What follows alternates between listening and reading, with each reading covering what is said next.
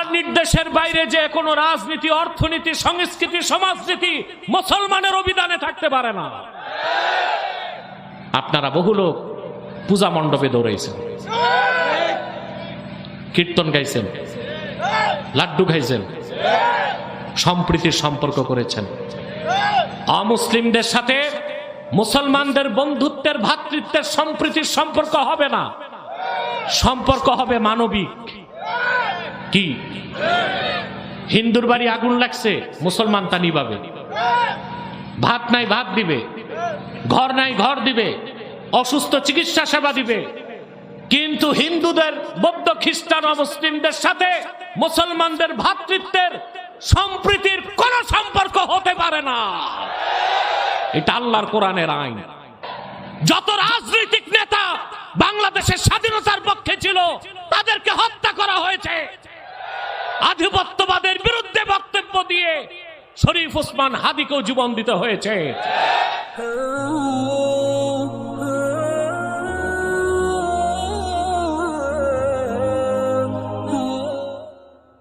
একটু পর আমরা মুনাজাত করব, 3 দিনের বিদায় মুনাজাত, ঠিক না? এককভাবে না সম্মিলিতভাবে? একক মুনাজাত কবুল হতেও পারে, নাও হতে পারে। আর সম্মিলিত মুনাজাত বলেন, এটা আল্লাহ ফেরত দেন না। যদি অনেক মৌলবী সাহেব সম্মিলিত মুনাজাতকে বেদাত বলে, এটা হচ্ছে অজ্ঞতার কারণে।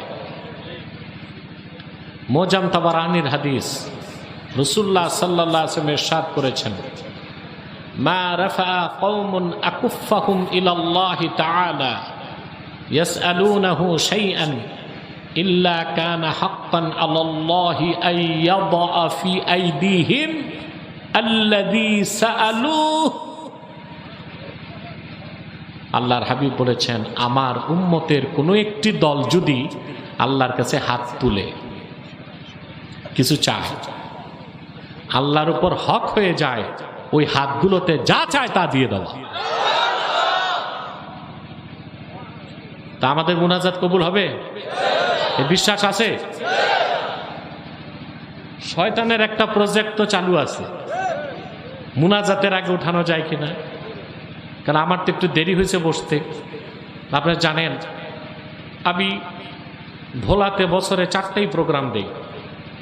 আকাশপথে আসি, আকাশপথে যাই, ডেলি 2টা করতে হয় আমাকে। মোজাম থেকে এসেছি আমি, চিনেন মোজাম?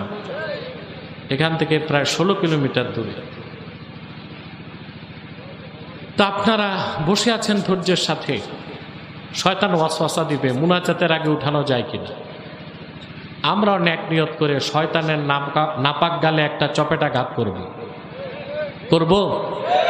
আমরা নিয়ত করছি কিছুক্ষণ পরে আজকের মুনাজাত করে গুনাহ মাফ করে নিষ্পাপ বেহেশতি আল্লাহওয়ালা হয়ে বাড়ি যেতে চাই। কারা কারা হাত তুলে আল্লাহকে দেখা? আল্লাহ কবুল করুন। যারা গেটে আসতেছেন, ডানে বামে ফাঁকা জায়গাগুলো পূরণ করে বসে যান। কোরআনের মাহফিলের পরিবেশ যত সুন্দর হবে, আপনার কবর জীবন তত সুন্দর হবে। আর বাজারের ব্যবসায়ী দোকানদার ভাইদেরকে বলছি, জীবনভর তো ব্যবসা করছেন, আজকে ব্যবসাটা থাক। আজকে আপনারাও চলে আসুন দোকানগুলো বন্ধ করে।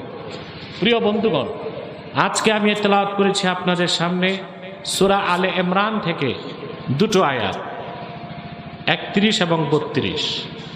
এই 2টো আয়াতকে কেন্দ্র করেই কিছু কথা শুনবো ইনশাআল্লাহ। আমার সঙ্গে আপনারাও পড়বেন, যেন প্রতিটি অক্ষরে নূর আল্লাহ তাআলা আমাদের সিনায় বিকশিত করে দেন। বলেন আল্লাহুম্মা আমিন। আউযু বিল্লাহি মিনাশ শাইতানির রাজীম।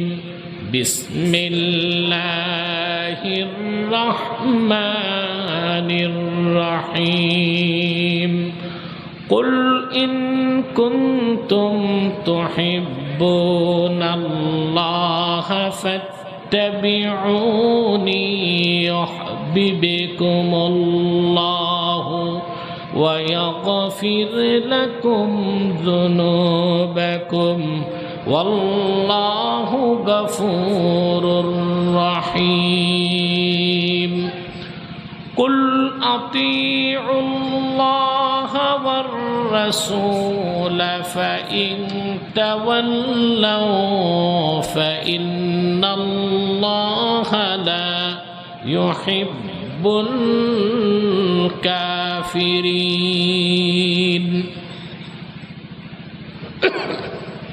আল্লাহ তাআলা বলেন, এই দিক তাকাও, কুল ইন কুনতুম তুহিব্বুনাল্লাহ, মুহাম্মদ সাল্লাল্লাহু আলাইহি ওয়াসাল্লাম আপনি বলুন, যদি তোমরা আল্লাহকে ভালোবেসে থাকো,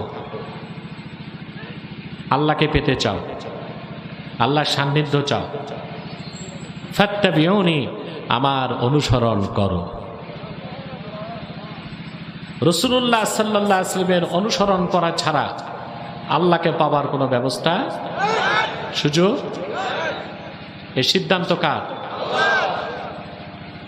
তাতে কি হবে?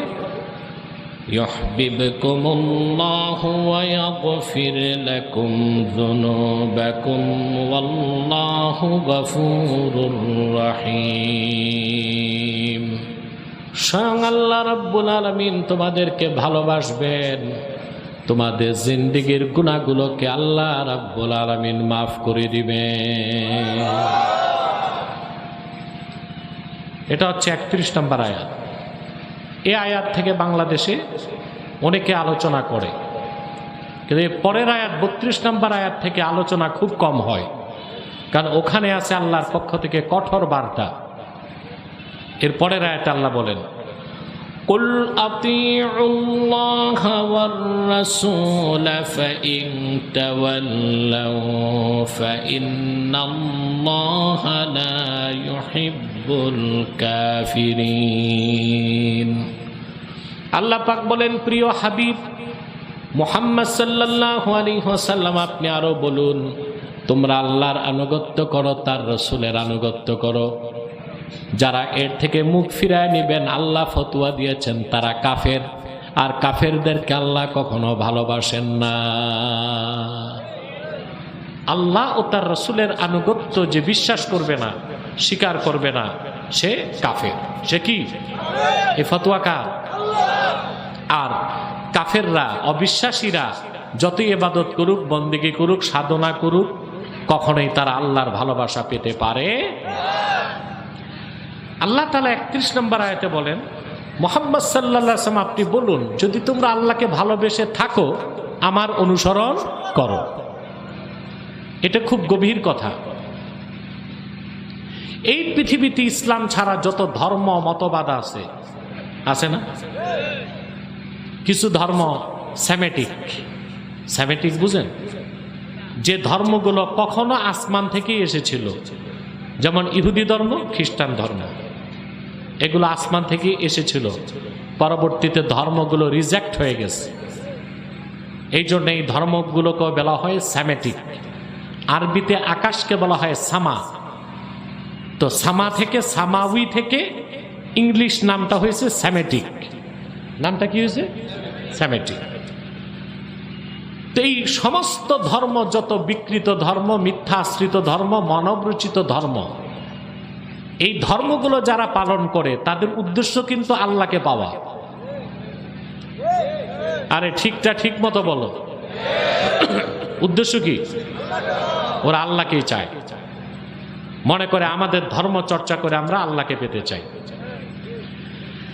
আল্লাহ রাব্বুল আলামিন কোরআনে কারীমে চূড়ান্ত সিদ্ধান্ত দিলেন, কোন ধর্ম, কোন মতবাদ মানার মাধ্যমে, সাধনার মাধ্যমে আল্লাহর সান্নিধ্য পাওয়া সম্ভব নয়।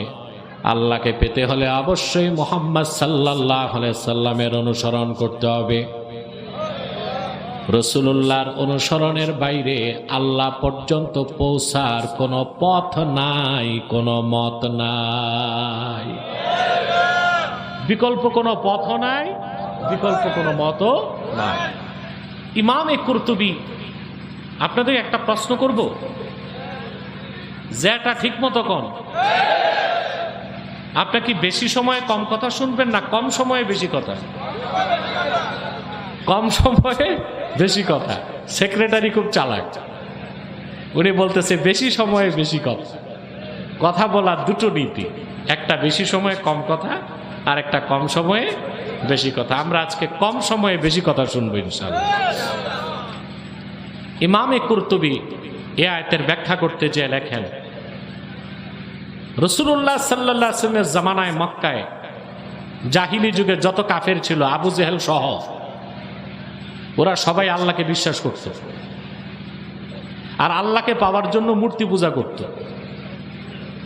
তাদের উদ্দেশ্য ছিল মহৎ, তরিকা ছিল খারাপ। উদ্দেশ্য ছিল, পদ্ধতি, ওরা আল্লাহকে বিশ্বাস করত, জি করত। আল্লাহ আছে এটা বিশ্বাস করত তারা। মক্কার কোন একজন কুরাইশ কাফের নাস্তিক ছিল না, আস্তিক ছিল। আল্লাহ স্রষ্টা এটা বিশ্বাস করত।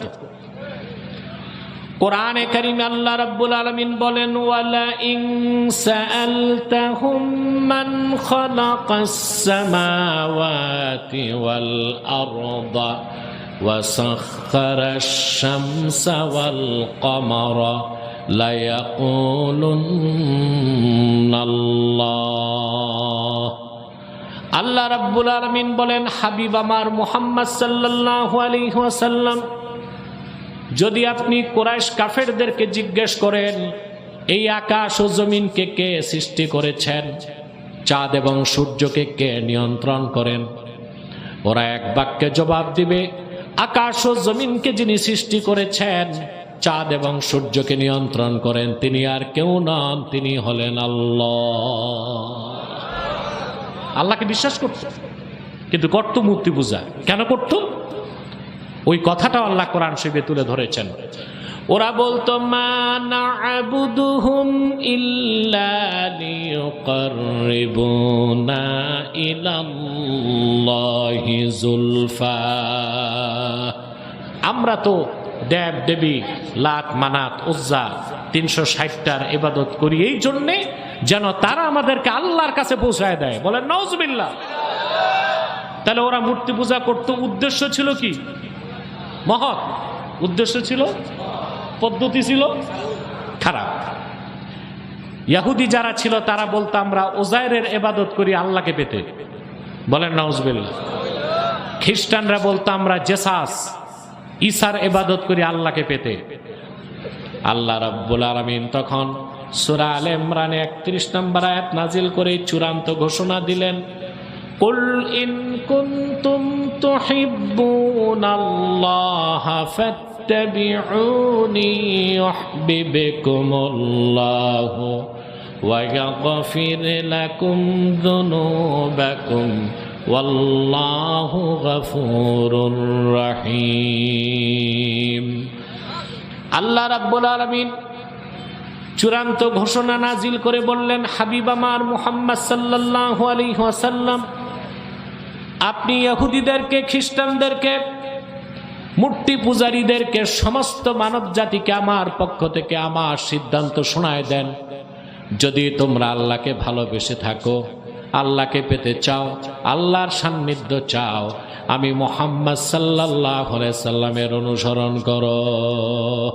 আমার অনুসরণের বাইরে আল্লাহকে পাওয়ার কোনো ব্যবস্থা নাই। সুবহানাল্লাহ বলবেন না? এখন আসেন, যারা বাংলাদেশে প্রচার করে ধর্ম যার যার, উৎসব সবার, যে যেমন ভাবে পারে ধর্ম পালন করে, স্রষ্টাকেই তো চায়। এই সুফিবাদী ভণ্ডদের এই কথা, ধর্মনিরপেক্ষতাবাদীদের এই কথা বিশ্বাস করলে ঈমান থাকবে? তাদের বক্তব্য, তাদের কথা সরাসরি কোরআন শরীফের আয়াতের সাথে সংঘর্ষ হয় কিনা? আল্লাহকে পাওয়ার জন্য, আল্লাহ পর্যন্ত পৌঁছার জন্য একটাই পথ, সেটা হচ্ছে রাসূলুল্লাহর অনুসরণ। বলেন সুবহানাল্লাহ। এর বাইরে কোনো পথ, মত, বিকল্প পন্থা, কোনো ব্যবস্থা নাই। আমার বন্ধুগণ, দুটো বিষয় খেয়াল করতে হবে। আয়াতের মধ্যে আল্লাহ তাআলা তার ভালোবাসার কথা বলেছেন আর তার হাবিবের অনুসরণের কথা বলেছেন। প্রত্যেকটি মানুষ ঈমান আনার পরে আল্লাহকে ভালোবাসে, আল্লাহ এবং তার হাবিব মুহাম্মদ সাল্লাল্লাহু আলাইহি সাল্লামের ভালোবাসা যতক্ষণ পর্যন্ত ব্যক্তির অন্তরে তার জীবনের চেয়ে বেশি না হবে, ততক্ষণ পর্যন্ত আল্লাহ রাব্বুল আলামিন ব্যক্তিকে মুমিন বলে স্বীকৃতি দেন না। দেন? কালেমা বিশ্বাস করার পরে আল্লাহ ও তার হাবিবের ভালোবাসা যতক্ষণ জীবনের চেয়ে বেশি না হবে, ততক্ষণ পর্যন্ত ব্যক্তিকে আল্লাহ তাআলা মুসলিম বা মুমিন বলে স্বীকৃতি দেন না। আমি আপনাদেরকে একটা তথ্য দিচ্ছি কোরআন শরীফ থেকে। ইমামে কুরতুবী তাফসীর কুরতুবীতে নকল করেন, লাম্মা আমারা রাসূলুল্লাহ সাল্লাল্লাহু আলাইহি ওয়াসাল্লাম বিল হিজরাতি মিন মক্কাতাল মুকাররামাতি ইলাল মদিনাতিল মুনাওয়ারা جعل الرجل يقول لأبيه والأب لابنه والأخ لأخيه والرجل لزوجته إنا قد أمرنا بالهجرة فتسارع بذلك بعضهم وأبى أن يهاجر بعضهم 13 বছর রাসূলুল্লাহ সাল্লাল্লাহু আলাইহি ওয়াসাল্লাম মক্কায় দ্বীনের দাওয়াত দেবার পরে যখন হিজরতের আদেশ করলেন মক্কা থেকে মদিনাতুল মুনাওয়ারাতে, সুবহানাল্লাহ বলবেন না? সাহাবায়ে কেরামের উপর চলে আসলো মহাপরীক্ষা। কেন মহাপরীক্ষা? হিজরতের আগে মক্কায় সাহাবায়ে কেরাম যখন বসবাস করেছেন, দেখা গিয়েছে একই ঘরে বাবা মুসলমান, ছেলে কাফের, ভাই মুসলিম, বোন কাফের, স্বামী মুমিন, স্ত্রী কাফের, একসঙ্গে বসবাস করেছেন, একসঙ্গে ব্যবসা করেছেন, একসঙ্গে আবাদ করেছেন খেজুর বাগান। কিন্তু যখন হিজরতের আদেশ আসলো, এখন তো মহাপরীক্ষা চলে আসলো। বাপ তার ছেলেকে ছাড়তে হবে, ছেলে তার বাপকে ছাড়তে হবে, ভাই তার বোনকে ছাড়তে হবে, বোন ভাইকে ছাড়তে হবে, স্বামী স্ত্রীকে ছাড়তে হবে, স্ত্রী স্বামীকে ছাড়তে হবে, মক্কায় বিত্ত বৈভব বাড়িঘর সব ছাড়তে হবে। ঠিক কিনা বলেন? জালিলুল কদর সাহাবীগণ রাসূলুল্লাহ সাল্লাল্লাহু আলাইহি ওয়াসাল্লামের হুকুম পাওয়া মাত্রই সমস্ত রক্তের সম্পর্ক ছিন্ন করে মদিনা মুনাওয়ারার পথে রওনা হয়ে গেলেন। বাপ ছেলেকে ছেড়ে দিল, ছেলে বাপকে, ভাই ভাইকে, বোন ভাইকে, স্বামী স্ত্রীকে, স্ত্রী স্বামীকে, ব্যবসা বিত্ত বৈভব বাড়ি ঘর সব রেখে হিজরতে চলে গেলেন। কিছু সাহাবী চিন্তা করতে লাগছেন, এতদিনের রক্তের সম্পর্ক কেমনে জারি? কথা বুঝতেছেন? আল্লাহ রাব্বুল আলামিন তখন কোরআন কারীমে সূরা তাওবাতে আয়াত নাজিল করে দিলেন, ইয়া আইয়ুহাল্লাযীনা আমানু লা তাত্তাখিযু আবাআকুম ওয়া ইখওয়ানাকুম আউলিয়া ইন ইসতাহাব্বুল কুফরা আলাল ঈমান ومن يتولهم منكم فأولئك هم الظالمون। আল্লাহ রাব্বুল আলামিন আয়াত নাজিল করলেন, ওহে ঈমানদারগণ, বিশ্বাসীগণ, লা তাত্তাখিযু আবাআকুম ওয়া ইখওয়ানাকুম আউলিয়া, মুসলমানেরা তোমরা তোমাদের পিতাদেরকে ভাইদেরকে বন্ধু বানায়ো না, আপন করো না। যদি তারা ইসলাম গ্রহণ না করে, তারা যদি ঈমানের উপর কুফরকে পছন্দ করে প্রাধান্য দেয়, তোমাদের পিতাদের সাথে ভাইদের সাথে তোমাদের কোনো সম্পর্ক নাই। হুকুমটা সাহাবীদের জন্য ছিল খাস, আমাদের জন্য আম। আমরা কাফের মুশরিকদের সাথে বন্ধুত্বের সম্পর্ক করতে পারি না, হোক পিতা হোক ভাই। আর যে বিধর্মী, তার সাথে তো আমাদের কোনো সম্প্রীতির সম্পর্ক হতে পারে? জোরে বলেন পারে? আপনার আল্লাহর নির্দেশ কেন মানেন না? আল্লাহর নির্দেশের বাইরে যে কোনো রাজনীতি, অর্থনীতি, সংস্কৃতি, সমাজনীতি মুসলমানের অভিধানে থাকতে পারে না। আপনারা বহু লোক পূজা মণ্ডপে দৌড়াইছেন, কীর্তন গাইছেন, লাড্ডু খাইছেন, সম্প্রীতির সম্পর্ক করেছেন। অমুসলিমদের সাথে মুসলমানদের বন্ধুত্বের, ভ্রাতৃত্বের, সম্প্রীতির সম্পর্ক হবে না, সম্পর্ক হবে মানবিক। কি? হিন্দুর বাড়ি আগুন লাগছে, মুসলমান তা নিভাবে। ভাত নাই ভাত দিবে, ঘর নাই ঘর দিবে, অসুস্থ চিকিৎসা সেবা দিবে। কিন্তু হিন্দুদের, বৌদ্ধ, খ্রিস্টান ও মুসলিমদের সাথে মুসলমানদের ভ্রাতৃত্বের সম্প্রীতির কোন সম্পর্ক হতে পারে না। এটা আল্লাহর কোরআনের আইন। আজকে অনেকেই রাজনৈতিক স্বার্থ হাসিল করতে ইসলামের আদর্শ থেকে বিচ্যুত হয়ে যাচ্ছে। আমাদের দুঃখ হয় তাদের জন্য, আফসোস হয়, মায়া লাগে, কান্না লাগে। আমি কোনো নির্দিষ্ট দলকে বলছি না, সকল দলের কিছু কিছু নেতাই পূজা মণ্ডপে দৌড়েছে। ওদের সাথে আমাদের সম্প্রীতির, ভ্রাতৃত্বের কোনো সম্পর্ক হবে না। আপনার যে ভারতকে বন্ধু বানাইছেন, 54 বছরে কি পাইছেন? পাইছেন কি? পাইছেন ফ্যান্সি ডিল। ফ্যান্সি ডিল পেয়েছেন। পদ্মা মেঘনা রিলিজ তাদের দিয়েছেন, ফারাক্কার পানি দিয়ে তারা বাংলাদেশকে ডুবাই মেরেছে। আপনাদের ভাতে মেরেছে, পানিতে মেরেছে। শত শত ফ্যান্সি ডিল কারখানা দিয়া বাংলাদেশের যুব সমাজের চরিত্রকে নষ্ট করেছে। যত রাজনৈতিক নেতা বাংলাদেশের স্বাধীনতার পক্ষে ছিল তাদেরকে হত্যা করা হয়েছে। আধিপত্যবাদের বিরুদ্ধে বক্তব্য দিয়ে শরীফ ওসমান হাদিকেও জীবন দিতে হয়েছে। অমুসলিমরা কোনদিন মুসলমানের বন্ধু হতে পারে না। আল্লাহর কোরআন বাদ দিয়া কিসের রাজনীতি? সুন্নাহ বাদ দিয়া কিসের রাজনীতি? মুসলমানের রাজনীতির মূল ভিত্তি হবে তাওহীদ। তাওহীদকে বাদ দিয়া মুসলমানের ইসলামী রাজনীতি হইতে পারে না। আমার এই বক্তব্য অনেকেই বুঝে না, না বুঝে আমার বিরোধিতা করে, ঠুস খাইয়া আবার বুঝে। আমি রাজনীতি করি, রাজনীতি শিখাই। রাজনীতির দুইটা দিক, একটা হচ্ছে থিওরিক্যাল পলিটিক্স আর একটা হচ্ছে অ্যাপ্লাইড পলিটিক্স। একটা হচ্ছে রাষ্ট্রবিজ্ঞান, এটা আমি পড়ি, বুঝি, নেতাদের বুঝাই। আরেকটা হচ্ছে অ্যাপ্লাইড পলিটিক্স, হরতাল, পিকেটিং, নির্বাচন, মিছিল, মিটিং, এগুলো হচ্ছে অ্যাপ্লাইড পলিটিক্স। এগুলোতে আমি নাই। তা আমি তো দেশের কল্যাণে কথা বলবো। রাজনীতি না করলেও রাজনীতির বাইরে থাকা যায়? কথা বলে না।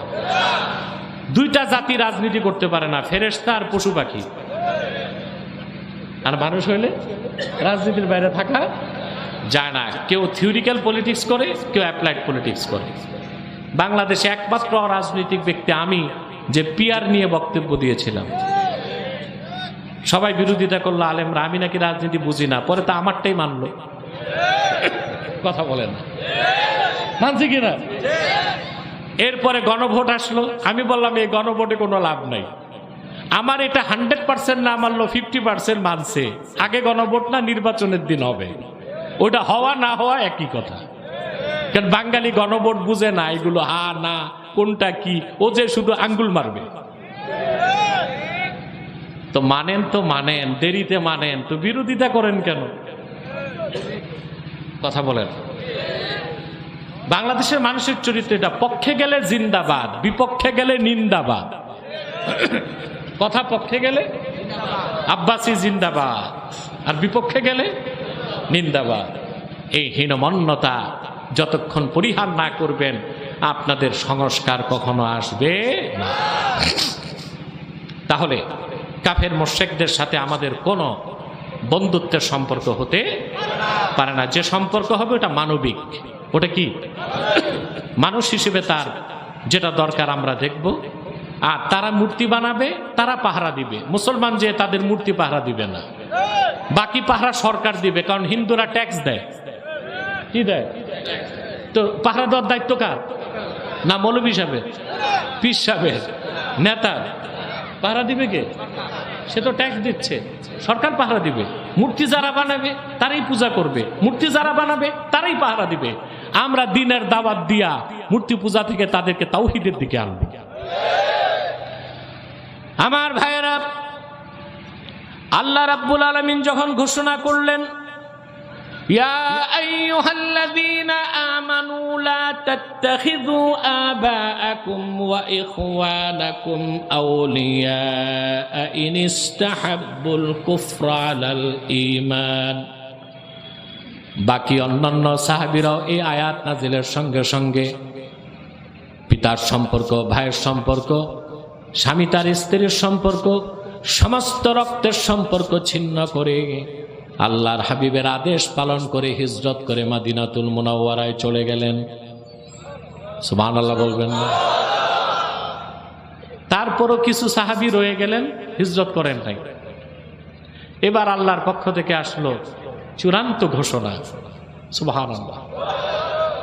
আল্লাহ রাব্বুল আলামিন ডাক দিয়ে বলেন, কুল ইন কানা আবাউকুম ওয়া আবনাউকুম ওয়া ইখওয়ানুকুম ওয়া আজওয়াজুকুম ওয়া আশীরাতুকুম ওয়া আমওয়ালুন ইকতারাফতুমুহা ওয়া তিজারাতুন তাকশাউনা কাসাদাহা ومساكن ترضونها أحب إليكم من الله ورسوله وجهاد في سبيله فتربصوا حتى يأتي الله بأمره والله لا يهدي القوم الفاسقين। আল্লাহ রাব্বুল আলামিন ঘোষণা করলেন, হাবিব আমার মুহাম্মদ সাল্লাল্লাহু আলাইহি ওয়াসাল্লাম আপনি মুমিনদেরকে বলে দেন, ইন কানা আবাউকুম ওয়া আবনাউকুম ওয়া ইখওয়ানুকুম ওয়া আজওয়াজুকুম ওয়া আশীরাতুকুম, যদি তোমাদের পিতাগণ, তোমাদের সন্তানগণ, তোমাদের ভাইগণ, তোমাদের স্ত্রীগণ, তোমাদের নিকটাত্মীয়গণ, তোমাদের কষ্টার্জিত সম্পদ, তোমাদের সে ব্যবসা যার লস্টারে ভয় পাও, আর তোমাদের সেসব বাড়িঘর যেগুলোকে তোমরা পছন্দ করো, এই সব কিছু যদি আল্লাহ থেকে, তার রাসূল থেকে আর জিহাদ থেকে বেশি প্রিয় হয়, অপেক্ষা করো তোমাদের বিপক্ষে আল্লাহর পক্ষ থেকে সিদ্ধান্ত চলে আসার আগ পর্যন্ত। আল্লাহ রাব্বুল আলামিন ফাসিকদেরকে হেদায়েত করেন না। তার মানে হচ্ছে আল্লাহ তাআলা তার ছেলে সন্তান, স্ত্রী পরিজন, আপন ভাই, প্রতিবেশী, চাকরি বাকরি, ব্যবসা বাণিজ্য, বাড়িঘর, বিত্ত বৈভব, এমনকি নিজের জীবনের চেয়ে বেশি যতক্ষণ আল্লাহ তার রাসূলের ভালোবাসা বেশি না হবে ততক্ষণ পর্যন্ত আল্লাহ তার বান্দাদেরকে মুমিন স্বীকৃতি দেন না। এই সব কিছুর চেয়ে আল্লাহ তার রাসূলের ভালোবাসা অন্তরে বেশি থাকতে হবে। সেখানে কি দল, কি নেতা, কি নেত্রী, কি আদর্শ, কি মতবাদ, কি ব্যবসা, কি পিতা, কি বোন, কি স্বামী, কি স্ত্রী, এমন কি নিজের জীবন, এটাকেও প্রাধান্য দেওয়া যাবে না। সব থেকে বেশি আল্লাহ তার রাসূলের ভালোবাসা অন্তরে থাকতে হবে। এর আগ পর্যন্ত মুমিন হবার সুযোগ। প্রিয় ভাইরা আমার, রাসূলুল্লাহ সাল্লাল্লাহু আলাইহি ওয়াসাল্লামের সুমহান সাহাবীগণ এই আয়াত নাজিলের পরে প্রত্যেক সাহাবী পরীক্ষায় উত্তীর্ণ হয়ে গেলেন। তারা তাদের জীবনের চেয়ে বেশি আল্লাহ তার রাসূলকে ভালোবাসার প্রমাণ দেখিয়েছেন। বলেন সুবহানাল্লাহ। আমি একজন সাহাবীর দৃষ্টান্ত দিচ্ছি। রাসূলুল্লাহর সাহাবীগণের মধ্যে ইসলাম গ্রহণের আগে সবচেয়ে ধনী ছিলেন মুসআব বিন উমাইর রাদিয়াল্লাহু তাআলা আনহু। কি নাম? সাহাবীদের নামগুলো মনে রাখবেন, কথা বলেন কেন? সন্তানদের নাম যেন বরকত হিসেবে রাখতে পারে। আপনারা বাঙালি নাম খুঁজে পান না, কি কি নাম রাখে দেখেন না? চকলেট, বিস্কুট, ক্ষেপণাস্ত্র, মিসাইল, হকি স্টিক, ব্যালিস্টিক, এগুলো নাম রাখে সন্তানদের ক্ষেত্রে। এই আজে বাজে নাম অপসংস্কৃতি। সাহাবায়ে কেরামের নাম বরকত হিসেবে রাখবেন, এতে সন্তান সৌভাগ্যবান হবে যদি সে মুমিন হয়। কি হয়? আর কাফের ভালো নাম রাখতে পারে না, রাখাও হয় না। মুসআব বিন উমাইর রাদিয়াল্লাহু তাআলা আনহু অনেক ধনী সাহাবী। আরবে যার 1 লক্ষ স্বর্ণ মুদ্রাকে বলা হয় কেন্তার। কি বলা হয়? এর বহুবচন কানাতির। রাসূলুল্লাহ সাল্লাল্লাহু আলাইহি ওয়াসাল্লামের জমানায় 1,00,000 স্বর্ণ মুদ্রা ছিল এমন 100 ধনী ছিল আরবে। আমরা বলতে পারি প্রত্যেকেই ছিল 1,500 বছর আগে বিলিয়নার। কি ছিল? 100। কয়জন? 100। এই 100 জনের মধ্যে সেরা ধনী ছিল মুসআব বিন উমাইর। আসমাউর রিজালের কিতাবে এসেছে হযরত মুসআব বিন উমাইর রাদিয়াল্লাহু তাআলা আনহু যখন তিনি পানাহার করতেন তার দস্তরখানে 70 জন মানুষ বসাতেন। আপনারা ঘুমাচ্ছেন মনে হয়। কয়জন বসাতেন? মেহমানদেরকে সোনার রূপার বাটিতে খাবার পরিবেশন করতেন। পানাহারের পর মেহমানদেরকে সোনার রূপার বাটি হাদিয়া করে দিতেন। এই রকম ধনী মানুষ মুসআব ইবনু উমাইর রাদিয়াল্লাহু তাআলা, তিনি ঈমান আনলেন, মুসলমান হয়ে গেলেন। মুসলমান হবার সাথে সাথে সমস্ত সম্পদ তার কেড়ে নেওয়া হলো। বাবা মা ভাই সবার সাথে সম্পর্ক ছিন্ন হয়ে গেল। বদর যুদ্ধে তিনি রাসূলুল্লাহর পক্ষে জিহাদ করছেন, আর তার আপন ভাই আমের বিন উমাইর কাফের ছিল, রাসূলুল্লাহর বিপক্ষে যুদ্ধ করছে। রাসূলুল্লাহর পক্ষে মুসআব বিন উমাইর, আর তারই আপন ভাই রাসূলুল্লাহর বিপক্ষে। ইসলামের আদর্শ কি জিনিস দেখেন, এখানে রক্তের সম্পর্কের কোনো প্রাধান্য নাই। সম্পর্ক হবে ইমানের ভিত্তিতে, সম্পর্ক ছিন্ন হবে কুফুরির কারণে। ঠিক কিনা? আমরা এগুলো ঠিক ঠিক বলি, কিন্তু সময় মতো ভুলে যাই। সময় মতো ভুলে যাই। প্রিয় ভাইরা, যে কথা বলছিলাম, বদর যুদ্ধে আল্লাহ তার রাসূল সাল্লাল্লাহু আলাইহি ওয়াসাল্লামকে মহাবিজয় দান করলেন। মুসআব বিন উমাইরের আপন ভাই বন্দী হলো, তার নাম আমের বিন উমাইর। সাহাবায়ে কেরাম বাঁধছেন তার হাত পা। চতুর আমের বিন উমাইর সাহাবায়ে কেরামকে বললেন, আমি মুসআব বিন উমাইরের আপন ভাই। পরিচয় পেয়ে সাহাবায়ে কেরাম তার হাত পায়ের বাঁধন ঢিলা করে দিয়েছেন। সকালবেলা মুসআব বিন উমাইর রাদিয়াল্লাহু তাআলা আনহু আসলেন। সাহাবায়ে কেরাম বললেন, মুসআব, তোমার ভাই পরিচয় পেয়ে বন্দী আমের বিন উমাইরের হাত পায়ের বাঁধন আমরা হালকা করে দিয়েছি। হযরত মুসআব বিন উমাইর জবাব দিলেন, শোনো সাহাবীরা, কাবার মালিক আল্লাহর কসম, আল্লাহর হাবিবের বিরুদ্ধে যে তরবারি ধারণ করেছে সেই কুলাঙ্গার আমার ভাই হতে পারে না। বাঁধো, শক্ত করে তার হাত পা বাঁধো, উচ্চ মুক্তিপণ আদায় করে ছাড়ো। সুবহানাল্লাহ বলে। উহুদের যুদ্ধে এই মুসআব বিন উমাইর রাসূলুল্লাহ সাল্লাল্লাহু আলাইহি ওয়াসাল্লামের সামনে দাঁড়ায়ছিলেন, যেন কাফেরদের অস্ত্রের আঘাত রাসূলুল্লাহর কাছে আসতে না পারে। উহুদ যুদ্ধে আল্লাহর হাবিব সাল্লাল্লাহু আলাইহি ওয়াসাল্লামের একদম সামনে ছিলেন আবু উবাইদা ইবনুল জাররাহ। আল্লাহর হাবিবের সামনে দাঁড়িয়ে তিনি কাফেরদের পক্ষ থেকে আসা তীরগুলোকে বুকের মধ্যে ঢাল বানায় নিতে লাগলেন। আল্লাহর হাবিব ডানে বামে তাকালে আবু উবাইদা ইবনুল জাররাহ বলতেন, ফেদাকা বি ওয়া উম্মি, আয় আল্লাহর রাসূল, আপনার কদমে আমার বাপ মা কুরবান হোক। আপনি ডানে বামে তাকাবেন না, যতগুলো আঘাত আসবে সব আপনার আবু উবাইদা তা সিনায় নিবে। তথাপিও উহুদের যুদ্ধে রাসূলুল্লাহ সাল্লাল্লাহু আলাইহি ওয়াসাল্লামের রক্ত ঝরেছে, ওনার দান দান মোবারক শহীদ হয়েছে। আবু উবাইদা শহীদ হন নাই, তাকে জীবিত শহীদ বলা হতো। উহুদ যুদ্ধের পর দেখা গেছে আবু উবাইদার শরীরে 93টা আঘাতের দাগ। ওনার সামনে ছিল মুসআব বিন উমাইর। আল্লাহর হাবিবের কদমের সামনে দাঁড়িয়ে জীবনটা দিয়ে দিলেন। উহুদ যুদ্ধে 70 জন সাহাবী শাহাদাত বরণ করলেন। আল্লাহর হাবিব বললেন, আমার শহীদ সাহাবীদের লাশকে কাতার বন্দি করে রাখো। যারা শহীদ হয়েছিল তাদের গোসল লাগে নাই, কাফন লাগে নাই। আল্লাহর হাবিব জানাজা পড়িয়েছেন আর তাদেরকে দাফন করে দেওয়া হয়েছে। 70 জন শহীদের লাশ যখন রাখা হলো, আল্লাহর হাবিব সাল্লাল্লাহু আলাইহি ওয়াসাল্লাম মুসআব বিন উমাইরের সামনে এসে দাঁড়ালেন। তামাম শরীর তার রক্তে রঞ্জিত, অসংখ্য আঘাতের চিহ্ন, শরীরে ছোট্ট একটা কাপড়। যে লোকটা 70 জন মানুষ নিয়ে পানাহার করত, ইমানের মহব্বতে আল্লাহ তার হাবিবের ভালোবাসায় সব কোরবান করে, জীবনটাও কোরবান করে দিলেন। শরীরে ছোট্ট একটা চাদর, মাথা ঢাকলে পা খুলে যায়, পা ঢাকলে মাথা খুলে যায়। আল্লাহর হাবিব বললেন, সাহাবীরা, এ হচ্ছে আমার মুসাব। ওয়ালাকাদ রাআইতুহু ওয়া আলাইহি বুরদানে লা তুরাফু কিমাতুহুমা।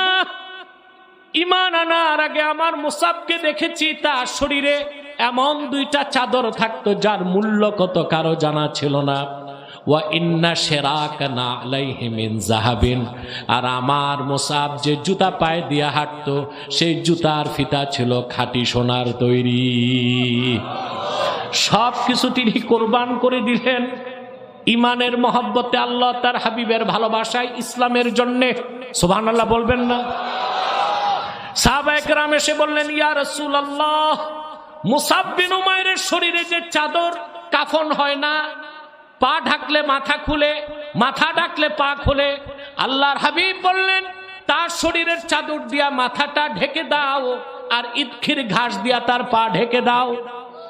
আল্লাহর হাবিবের সাহাবী মুসাব বিন উমাইর বিশ্ববাসীকে প্রমাণ দিয়ে গিয়েছেন যে মুসাব বিন উমাইর সহ সমস্ত সাহাবীগণ আল্লাহ তার হাবিবকে জীবনের চেয়ে বেশি ভালোবাসতেন। এই জন্যই তো সাহাবায়ে কেরামের তুলনা নাই। আছে? কথা বলে না? সাহাবায়ে কেরামের সমালোচনা কোনো মুসলমান করতে পারে? কুখ্যাত শিয়ারা করে, আর বাতিলপন্থী মুনাফিকরা করে। রাসূলুল্লাহর সাহাবীদের সমালোচনা কোনো মুসলমান করতে পারে না। গাউসে পাক শেখ আব্দুল কাদের জিলানীকে তার মুরিদ জিজ্ঞেস করছে, আপনার মর্তবা কি সাহাবায়ে কেরামের কাছাকাছি পৌঁছে? গাউস পাক কি জবাব দিয়েছে জানেন? কোন পুঁথি শাস্ত্রের কথা না, মেশকাতে শরাবের কাতে মোল্লা আলী কারিতা উল্লেখ করছেন। শেখ আব্দুল কাদের জিলানী রাহমাতুল্লাহ বলেছেন, আমার সালেকিনরা শোনো, আল্লাহর হাবিবের সাহাবীদের মর্যাদা কেউ পেতে পারে না পরের কেউ। রাসূলুল্লাহর সাহাবীগণ জিহাদের ময়দানে যখন দৌড়াতেন, ঘোড়ার উপর সওয়ার হয়ে এসে ঘোড়ার পা থেকে যে ধুলা উড়ত, ওইটার সমান আমি আব্দুল কাদের হই নাই। আর আমরা কিনা 2 পাতা কিতাব পড়ে মৌলভী সাহেব রাসূলুল্লাহর সাহাবীদের সমালোচনা করি, সাহাবায়ে কেরামের দোষ ধরি। এগুলো মুসলমানের কাজ না, মুনাফিকের কাজ। এরা হচ্ছে নেক সুরতের নাস্তিক।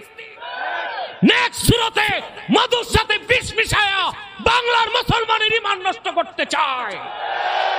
আহলুস সুন্নাহ ওয়াল জামাতকে মজবুত ভাবে দাঁড়ায় যেতে হবে। 24-এর 5ই আগস্টের পর যে তুফান আসছে, তা মোকাবেলা করতে বেশি মানুষ নাই, খুব কম মানুষ বাংলাদেশে।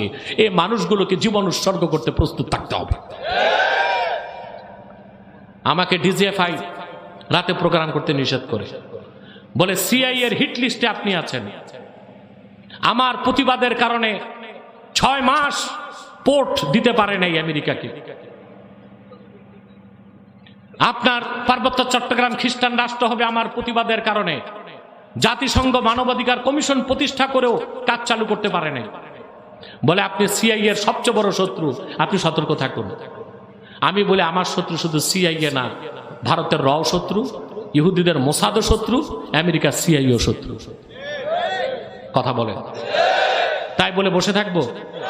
আমি জানি মৃত্যু তার নির্ধারিত সময়ের 1 সেকেন্ড আগে আসবে না, তবে আমাকে সতর্ক হতে হবে, সতর্ক থাকতে হবে। আমার পিএস বলেছিল আমি যেখানে থাকি সামনে পুলিশ থাকতে হবে। ওনারা পুলিশ ব্যবস্থা করতে পারে না, ওনারা কথায় কাজে কোনো মিল রাখতে পারে না। আমার মনে আমাদের এমপি সাহেবকে বললো উনি পুলিশ দিতে পারত। সে যাই হোক, আমি যখন দেখলাম পুলিশ নেই, আমি কি দৌড় দিব? আমার চেষ্টা আমি করেছি, আমার প্রচেষ্টা আমি করেছি, বাঁচাবেন কে? কিন্তু অসতর্ক এবং অসজাগ থাকলে ওইটার শাহাদাত হয় না, ওইটা হয় আত্মহত্যা। কি হয়? কথা বুঝতেছেন?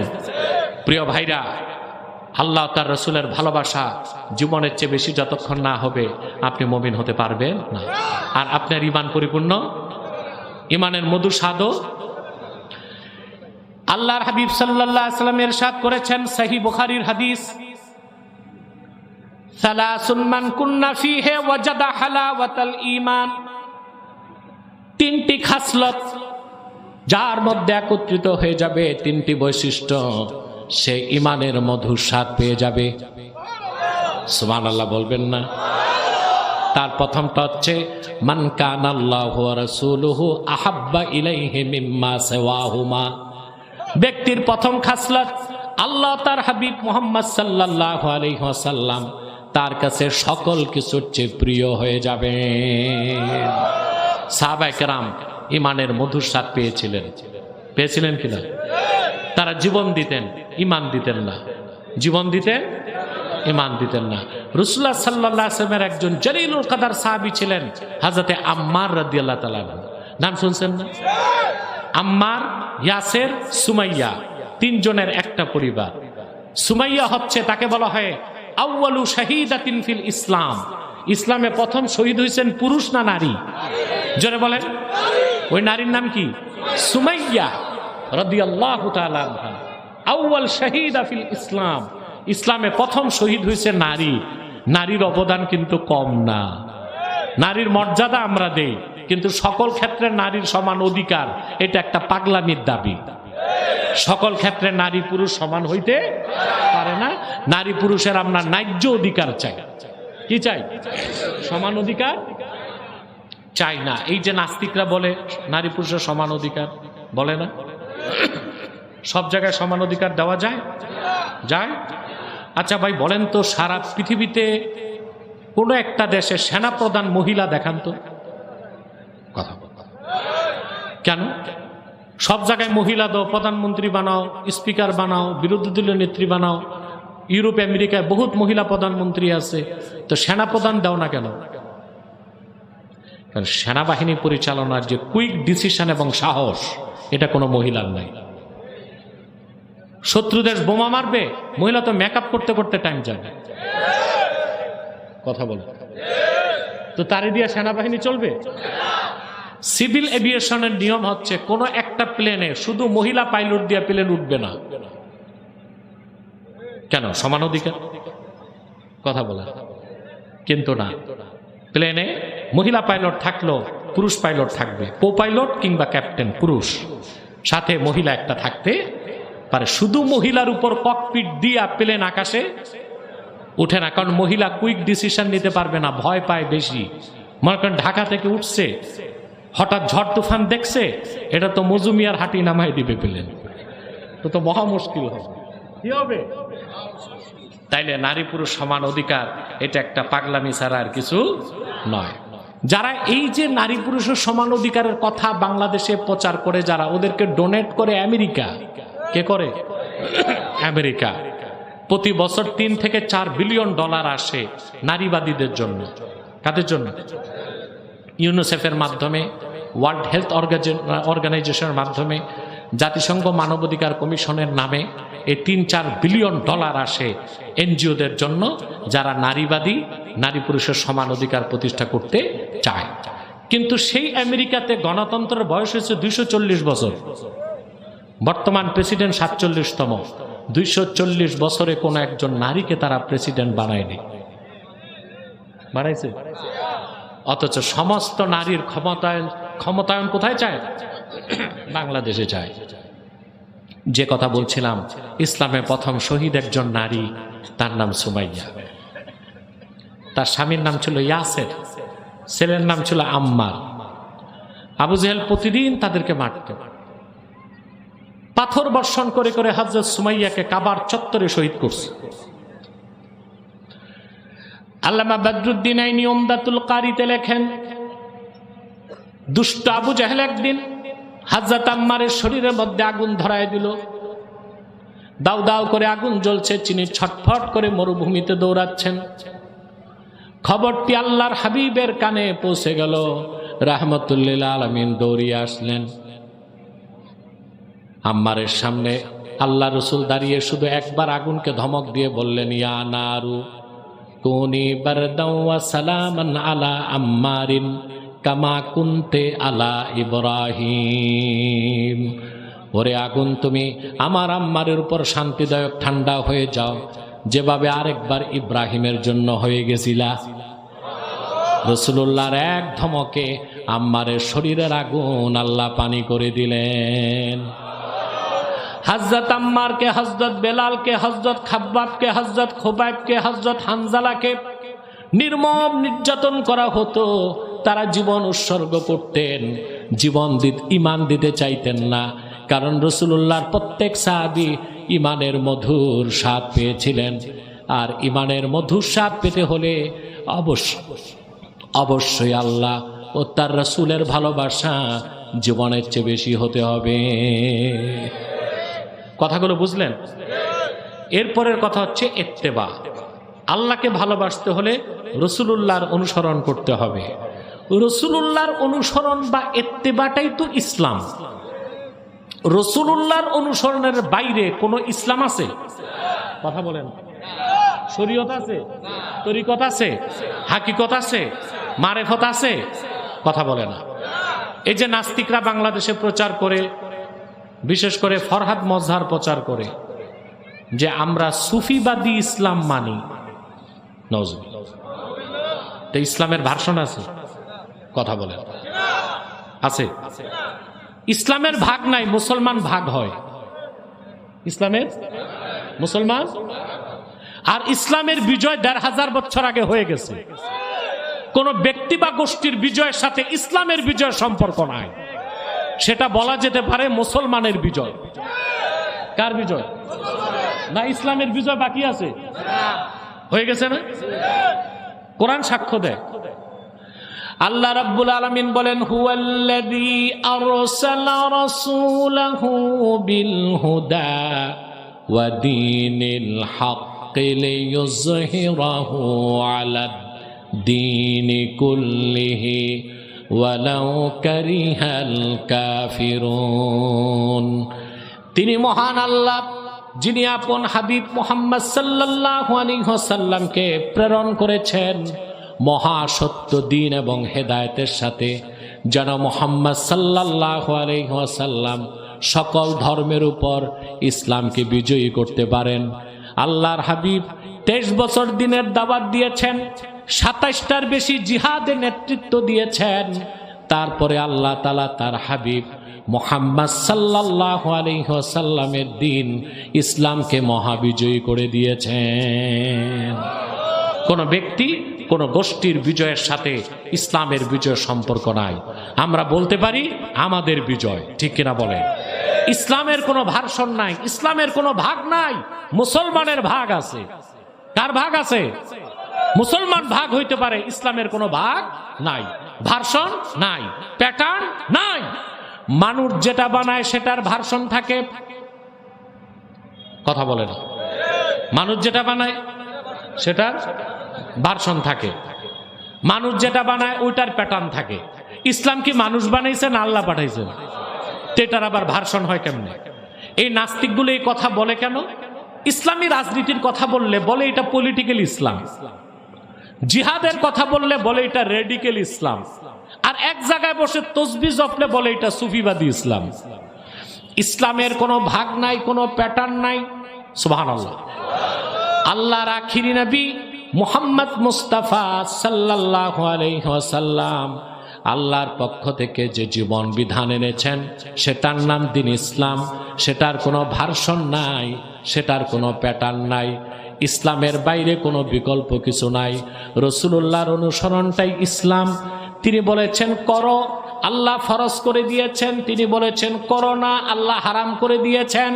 তিনি পছন্দ করেছেন, আল্লাহ দিন বানায় দিয়েছেন। তিনি অপছন্দ করছেন, আল্লাহ বদ্দিন বানায় দিয়েছেন। ঠিক না? ফাত্তাবিউনির অর্থ কি? রাসূলুল্লাহর ইত্তেবাটাই ইসলাম। রাসূলুল্লাহর ইত্তেবা, অনুসরণ ও সুন্নাহর বাইরে, নীতির বাইরে কোনো ইসলাম নাই। ঠিকটা ঠিক মতো বলেন। আছে? খোঁজা যাবে, চিন্তা করা যাবে। সুফিবাদী ইসলাম নামে কোন ইসলাম নাই, রেডিক্যাল ইসলাম নামে কোন ইসলাম নাই, পলিটিক্যাল ইসলাম নামে কোন ইসলাম নাই। ইসলামী রাজনীতি পূর্ণাঙ্গ ইসলাম নয়, পূর্ণাঙ্গ ইসলামের অংশ। জিহাদ ফি সাবিলিল্লাহ পূর্ণাঙ্গ ইসলাম নয়, পূর্ণাঙ্গ ইসলামের অংশ। তরিকত, তাসাউফ, ইলমে, মারিফাত পূর্ণাঙ্গ ইসলাম নয়, পূর্ণাঙ্গ ইসলামের অংশ। সাফ কথা, স্পষ্ট তো? বুঝে নাকে বুঝে না তারাই যে জেগে জেগে ঘুমায়, যে যে ঠিক মতো ঘুমায় আছে ওরে হালকা ডাক দিবেন ঘুম থেকে উঠে যাবে, আর যে জেগে জেগে ঘুমায় ওর পাছায় লাথি দিলে উঠে না। ঠিক কিনা? বুঝেও বুঝতে চায় না যে বিচার মানি তবে তাল গাছ আমার। ঠিক কিনা? তাদেরকে বুঝানোর ক্ষমতাও আমাদের নাই, আর দরকারও নাই। ইসলাম পূর্ণাঙ্গ জীবন বিধান, রাসূলুল্লাহর সুন্নাহ অনুসরণের বাইরে কোনো ইসলাম নাই। তিনি বলছেন করো, আল্লাহ ফরজ করে দিয়েছেন। তিনি বলছেন করো না, আল্লাহ হারাম করে দিয়েছেন। তিনি পছন্দ করছেন, আল্লাহ দিন বানায় দিয়েছেন। তিনি অপছন্দ করছেন, আল্লাহ দিন থেকে বের করে দিয়েছেন। যেমন রাসূলুল্লাহ সাল্লাল্লাহু আলাইহি ওয়াসাল্লাম মদিনাতুল মুনাওয়ারাতে হিজরত করে যাওয়ার পর 16 কি 17 মাস রাসূলুল্লাহ সাল্লাল্লাহু আলাইহি ওয়াসাল্লাম বাইতুল মুকাদ্দাসের দিকে নামাজ পড়ছেন। এটা জানেন? আমাদের প্রথম কিবলার নাম কি? জোরে বলেন। এটা 3টা এরাব চলে, মুকাদ্দাস, মুকাদ্দিস, মাকদিস। কয়টা এরাব? ইসমে ফাইল থেকে, ইসমে মাফউল থেকে, জরফে মাকান থেকে, অর্থাৎ পবিত্রতাকারী বা পবিত্র, বা যেখানে গেলে মানুষ পবিত্র হয়। সুবহানাল্লাহ।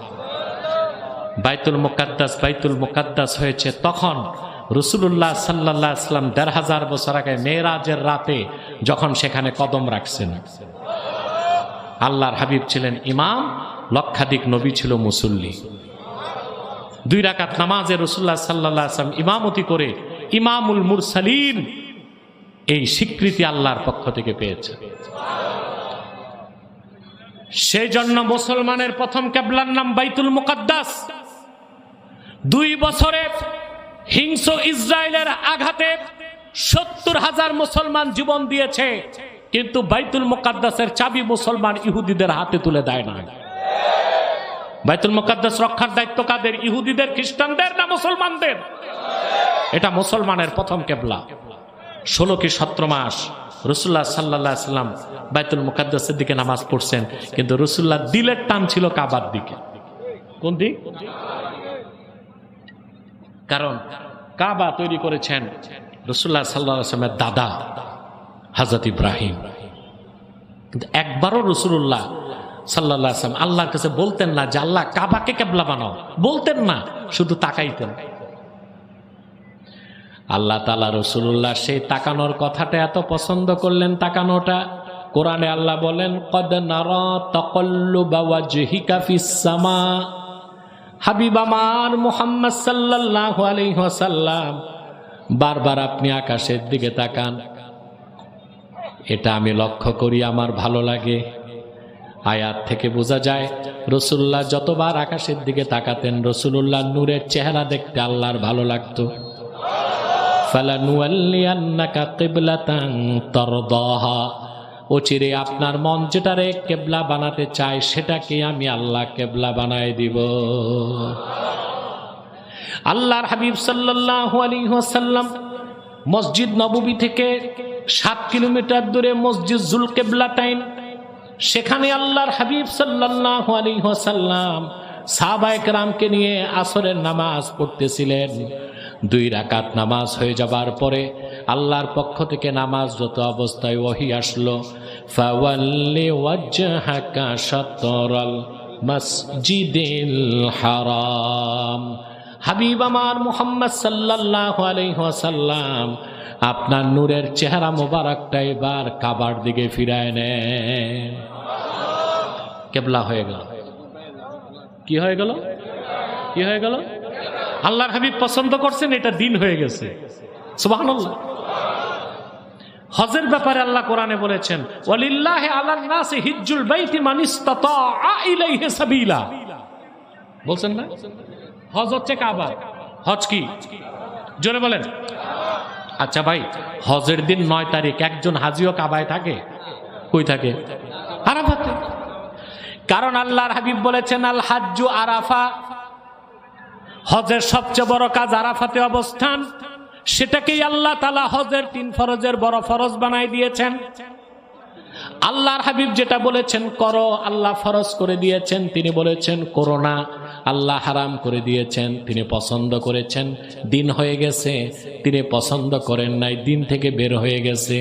সেজন্য আল্লাহ বলেছেন কুল ইন কুনতুম তুহিব্বুনাল্লাহ ফাত্তাবিউনি ইউহিব্বুকুমুল্লাহ। আপনি বলে দিন তোমরা যদি আল্লাহকে ভালোবেসে থাকো আমার অনুসরণ করো, কারণ রাসূলুল্লাহর অনুসরণটাই ইসলাম। এর বাইরে কোনো শরীয়ত নাই, তরিকত নাই, হাকিকত নাই, মারিফত নাই, ইসলাম নাই। ঠিক কিনা বলেন? তাহলে জীবনের সকল ক্ষেত্রে সেই ইসলামকে মানবেন। কতটাই ইয়া আল্লাহ,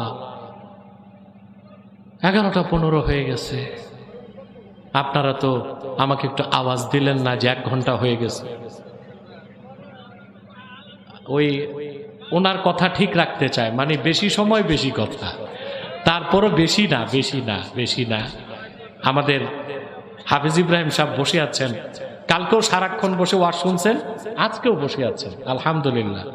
আমি ওনাকে একটু সময়ও দেব, উনি আপনাদের সালাম কালাম করবেন ইনশাআল্লাহ। কি বলেন? সবকিছু মিলিয়ে খুব বেশি সময় আমি নিচ্ছি না, জরুরি কথাগুলো বলেই আমি মুনাজাতের প্রস্তুতি নেব ইনশাআল্লাহ। একটা মানুষও উঠার চেষ্টা করবেন না। যদি আমার বক্তব্য কারো খারাপ লাগে, মনে করবেন আপনার হেদায়েত আছে। 3-4টা মৌলবী সাহেব উঠে গেছে, আমি বুঝতে পারছি তারা কারা। তো যদি আমার বক্তব্য আপনার অপছন্দ হয়, বুঝতে হবে আল্লাহর দ্বীনকে আপনি অপছন্দ করছেন। কারণ আমি প্রতিটি কথাই কোরআন ও হাদিসের নস দিয়ে বলছি। এখানে কি আমার ব্যক্তিগত কথা আছে? একটা কথাও বলছি ব্যক্তিগত? এখানে আলেমরা আছে, তাদের থেকে সাক্ষী নেন। তাহলে কোরআন হাদিসের কথা পক্ষে গেলে মানবেন, বিপক্ষে গেলে মানবেন না। এটা তো ইহুদিদের চরিত্র। আতা'মুরুনান নাসা বিল বিররি ওয়া তানসাউনা আনফুসাকুম। তোমরা মানুষকে সৎ কাজের আদেশ করো আর নিজেরা সৎ কাজ ভুলে আসো। এই অবস্থা হয়ে গেছে না ভাই? কথা বলেন। বাংলাদেশ দেশ স্বাধীনের পর এইরকম বিপদে আর পড়ে নাই। এখন যে বিপদে আছে, এই বিপদ থেকে বাংলাদেশ বাঁচলে একবারে বেঁচে যাবে। আর যদি এই বিপদ কাটতে না পারে, বাংলাদেশ ধ্বংস হয়ে যাবে। কথা বুঝতে পারছেন? বাংলাদেশ কি হবে? ধ্বংস হয়ে যাবে। তা আমাদেরকে বাংলাদেশ বাঁচাতে হবে না? এক হইতে হবে না? বলেন। প্রিয় ভাইরা, যে কথা বলছিলাম, রাসূলুল্লাহ সাল্লাল্লাহু আলাইহি সাল্লামের অনুসরণের বাইরে কোনো ইসলাম নাই। রাসূলুল্লাহর অনুসরণ ছাড়া মুক্তির কোনো ব্যবস্থা নাই। আল্লাহর আখিরি নবী, নবীগণের মাথার তাজ আমার নূর নবীজি মুহাম্মদ মুস্তাফা সাল্লাল্লাহু আলাইহি ওয়াসাল্লাম, ওনার রেখে যাওয়া সুন্নতের অনুসরণ করতে হবে। এর বাইরে অন্য কোনো ধর্ম থেকে, মতবাদ থেকে, আদর্শ থেকে ভালো কিছু থাকলেও নেওয়া যাবে। জোরে দলিল লাগবে? একটা দলিল দিই। ইমাম আহমদ বিন হাম্বল তার মুসনাদে একটা হাদিস উল্লেখ করছেন। হাদিস নাম্বার যতটুকু মনে পড়ে আমার 15,262। 15,262 সংখ্যাটা হেরফের হবে। আমি হাদিসের মতনটাই শোনাচ্ছি আপনাদেরকে। হযরত ওমর রাদিয়াল্লাহু তাআলা আনহু একদিন আল্লাহর হাবিবের কাছে আসলেন। ওনার ডান হাতে কতগুলো কাগজ। আল্লাহর হাবিব বললেন, ওমর তোমার হাতে কি? তো তিনি বললেন, ইয়া রাসূলুল্লাহ সাল্লাল্লাহু আলাইহি সাল্লাম, বানু কুরাইজাতে আমার এক দুঃসম্পর্কের ইহুদি ভাই আছে, সে তাওরাতের মূল বক্তব্য আমাকে লিখে দিছে। আচ্ছা ভাই, তাওরাত কিতাব কার উপর নাজিল হয়েছে? তাওরাত মুসা নবীর উপর, ঠিক না? এটা তাওরাতের একটা অংশ।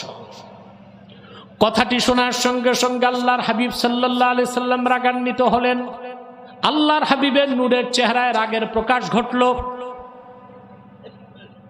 হাদিসের রাবি বলেন, আমি হযরত ওমরকে বললাম, আলা তারা বিওয়াজহি রাসূলিল্লাহ সাল্লাল্লাহু আলাইহি ওয়াসাল্লাম, ওরে ওমর, তুমি কি আল্লাহর হাবিবের নূরের চেহারার দিকে তাকায় দেখতেছো না রাসূলুল্লাহ কতটুকুন রাগান্বিত হয়েছেন? প্রিয় ভাইয়েরা আমার, হযরত ওমর যখন বুঝতে পারলেন তার এই আচরণে আল্লাহর হাবিব রাগ করেছেন, হাঁটু গেড়ে হযরত ওমর বসে গেলেন আর পড়তে লাগলেন, রাদিতু বিল্লাহি রাব্বা ওয়াবিল ইসলামি দীনা ওয়াবি মুহাম্মাদিন সাল্লাল্লাহু আলাইহি ওয়াসাল্লামা রাসূলা। সঙ্গে সঙ্গে আল্লাহর হাবিব সাল্লাল্লাহু আলাইহি ওয়াসাল্লামের রাগ কমে গেল। তারপর আল্লাহর হাবিব সাল্লাল্লাহু আলাইহি ওয়াসাল্লাম হযরত ওমরকে আর সাহাবীদেরকে একটা নসিহত করলেন। আমি কি তা বলবো? কান পেতে শুনবেন, মনের পাতায় লিখবেন। এই হাদিসটা মনে থাকলে ইসলামের বাইরে কোনো ধর্ম তন্ত্র মতবাদে আপনি ভালো কিছু খোঁজার চেষ্টা করবেন না। ভালো থাকলেও ভালো খোঁজা যাবে না। আল্লাহর হাবিব বললেন, শোনো সাহাবীরা, লাউ আসবাহা ফীকুম মূসা আলাইহিস সালাম সুম্মা ইত্তাবা'তুমূহু ওয়া তারাকতুমুনি লাযালালতুম। সাহাবীরা, এখনো যদি মূসা নবী বেঁচে থাকতো তোমাদের মাঝে, তোমরা যদি আমাকে বাদ দিয়া মূসার অনুসরণ করতা, তোমরা সব পথভ্রষ্ট হয়ে যেতা। মুসনাদ আহমদ বিন হাম্বলে আরেকটা হাদিস এসেছে, আল্লাহর হাবিব বলেছেন, সাহাবীরা শোনো, নবী মূসা যদি এখনো জীবিত থাকতো, আমি মুহাম্মদ সাল্লাল্লাহু আলাইহি সাল্লামের অনুসরণ না করলে তারও মুক্তির ব্যবস্থা থাকতো না।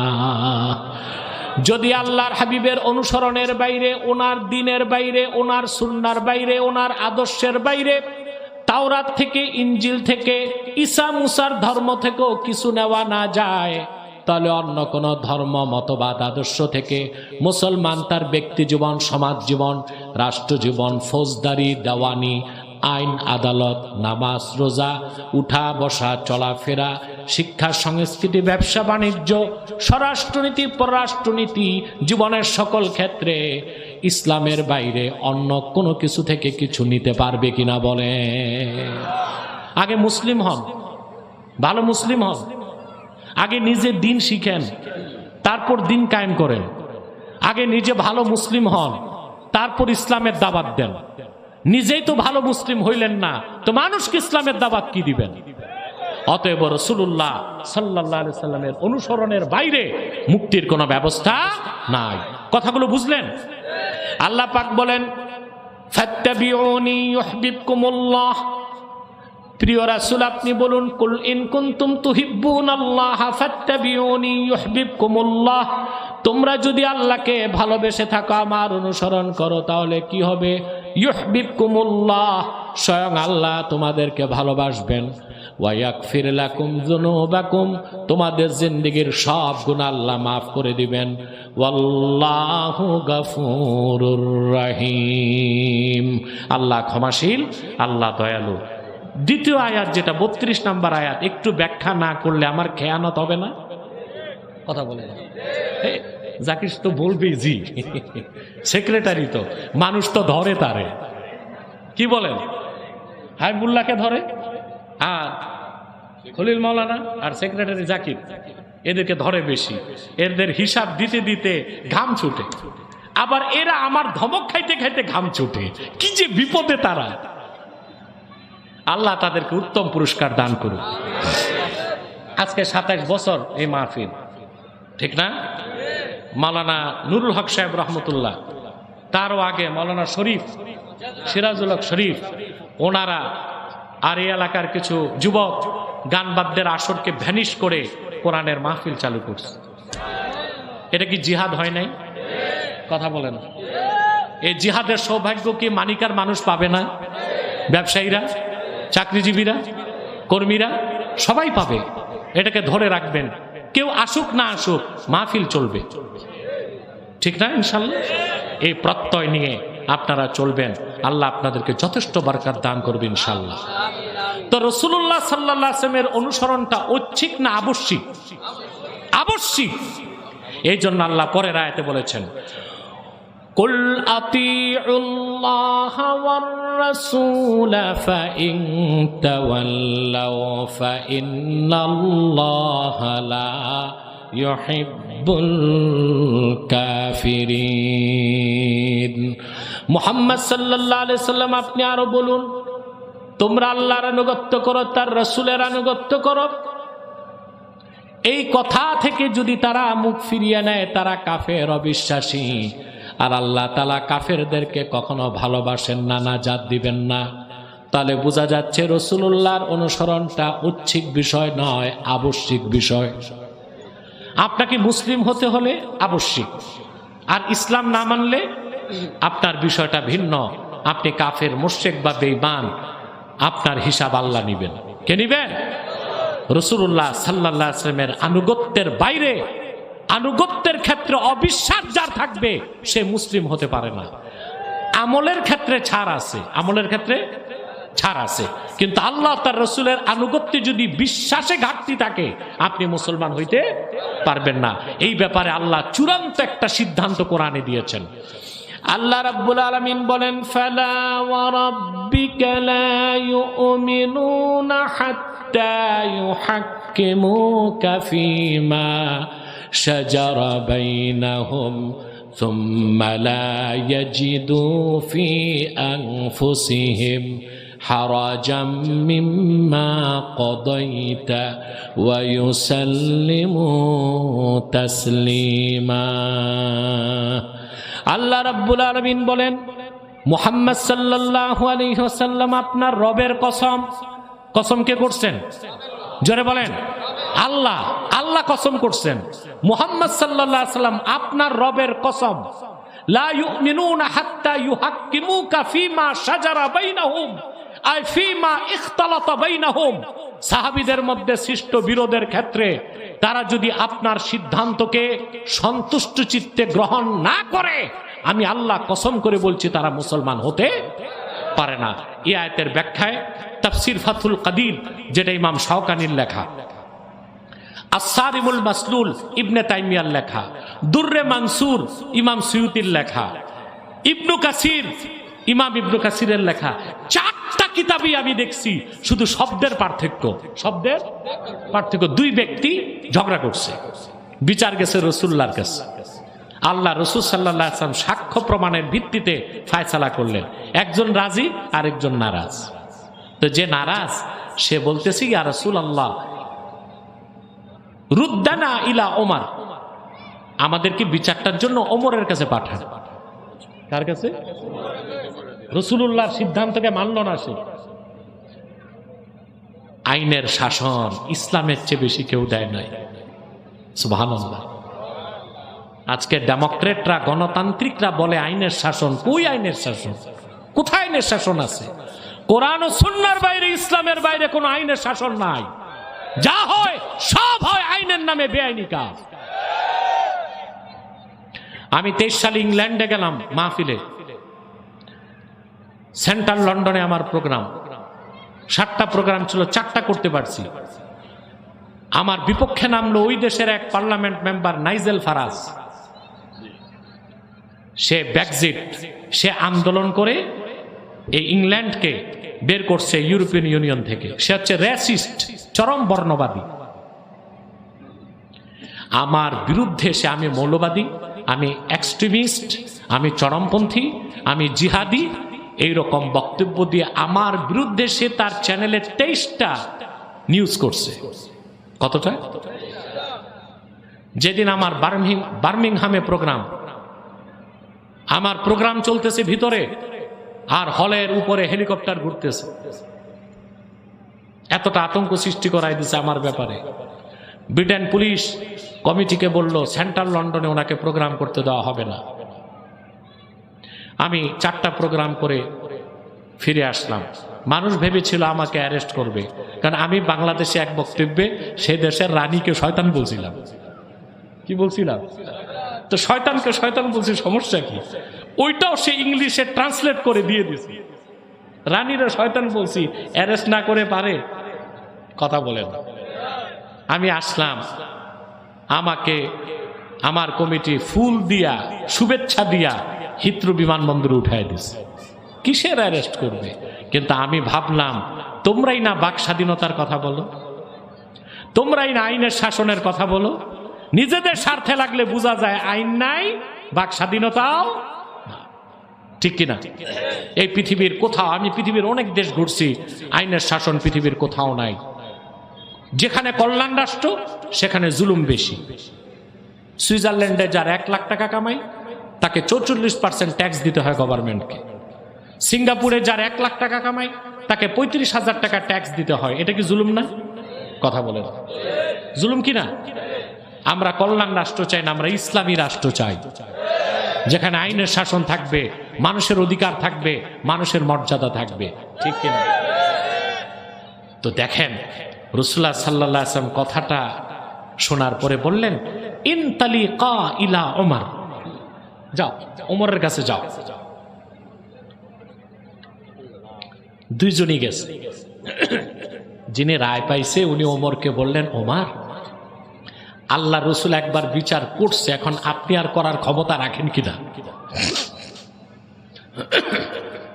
তো হযরত ওমর ওই লোকটাকে জিজ্ঞেস করছে, আল আমরু হাকাজা, বিষয়টা কি এরকমই? সে বলল, জি, আমি বলছি ইয়া রাসূলুল্লাহ সাল্লাল্লাহু আলাইহি ওয়াসাল্লাম আমাদেরকে ওমরের কাছে ফিরায় দেন। হাদিস সাক্ষ্য দেয়, আমি 4টা কিতাব থেকে বরাত দিয়েছি। হযরত ওমর বললেন, আনতুমা মাকানাকুমা হাত্তা আরজিয়া ইলাইকুমা, আমি ফিরে আসার আগ পর্যন্ত এখানে দাঁড়ায় থাকো। ফাখারাজা ওমর মুস্তামিলান আলা সাইফি, হযরত ওমর বেরিয়ে আসলেন নাঙ্গা তরবারি নিয়ে। আর যে বিচার মানে নাই রাসূলুল্লাহ, তাকে বললেন আল্লাহর রসুলের সিদ্ধান্ত যে মানে না ওটা মুসলমান না, আকাশের নিচে বেঁচে থাকার অধিকার তার নাই। বললেন, এক আঘাতে তার গর্দান কেটে দিলেন। সারা মদিনাতুল মুনাওয়ারায় শোর পড়ে গেল, ওমর একজন মুসলিমকে মেরে ফেলেছেন। কথাটি শুনে হযরত ওমর প্রচন্ড ব্যথা পেলেন। আল্লাহ তাআলা দেরি করলেন না। সুবহানাল্লাহ। একজন তো বেঁচে ছিল, সে দৌড়ায় রাসূলুল্লাহ সাল্লাল্লাহু আলাইহি ওয়াসাল্লামের কাছে গেছে, বুঝেন না? বলছি, ইয়া রাসূলুল্লাহ, ওমরের কাছে বিচারের জন্য গেছি, একজনকে অলরেডি মেরে ফেলছে, আমি কোন রকম জানে বেঁচে আসছি। আল্লাহর হাবিব বললেন, মা জানান্তু আন্না ওমর ইয়াজতারিউ আলা কাতলে মুমিন, আমি ধারণাও করতে পারি নাই ওমর একজন মুমিনকে হত্যা করবে। হযরত ওমর বেজার হয়ে গেলেন, আসলে কোনো মুমিনকে মেরে ফেললাম নাকি? আল্লাহ ওমরের পক্ষে আয়াত নাজিল করে ঘোষণা করলেন, ফালা ওয়া রাব্বিকা লা ইউমিনুন, মুহাম্মদ সাল্লাল্লাহু আলাইহি ওয়াসাল্লাম আপনার রবের কসম, তারা ঈমানদার হতে পারবে না যতক্ষণ না আপনার ফয়সালা, আপনার সিদ্ধান্তকে সন্তুষ্ট চিত্তে গ্রহণ না করবে। আমি আল্লাহ সাক্ষ্য দিচ্ছি, যাকে ওমর হত্যা করছে সে মুমিন না, সে আপনার সিদ্ধান্ত মানে নাই, সে ছিল মুনাফিক কাফের। তাহলে রাসূলুল্লাহ সাল্লাল্লাহু আলাইহি ওয়াসাল্লামের অনুসরণ আনুগত্যটা কি ঐচ্ছিক না আবশ্যিক? মুসলমান হওয়া যাবে? এখন আল্লাহর আনুগত্য কি, রাসূলুল্লাহর আনুগত্য কি, এটা বুঝতে হবে না? এটা আবার আল্লাহ কোরআনে ব্যাখ্যা করে দিয়েছেন।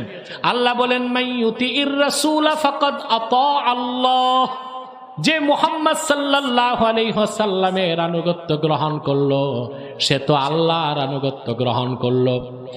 এই দীর্ঘ আলোচনার মধ্যে যে শিক্ষা দিয়ে আমি তাফসীরটা শেষ করছি তা হচ্ছে, আল্লাহর আখিরি নবী মুহাম্মদ সাল্লাল্লাহু আলাইহি ওয়াসাল্লাম ১৫০০ বছর আগে আল্লাহর পক্ষ থেকে যে পূর্ণাঙ্গ জীবন বিধান দিন ইসলাম এনেছেন তা পুরাপুরি বিশ্বাস করতে হবে।